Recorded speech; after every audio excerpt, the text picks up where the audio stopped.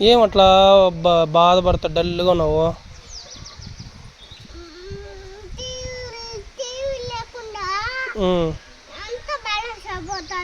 Balance అయిపోతుందా?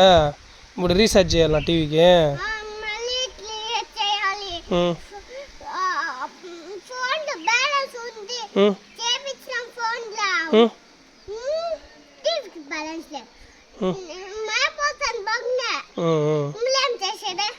అవునులే అవునులే, ఎంత కష్టం వచ్చి పడింది నీకు.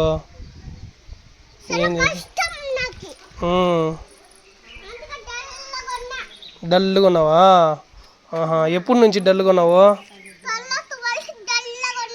తెల్లారి నుంచి డల్గా ఉన్నావా?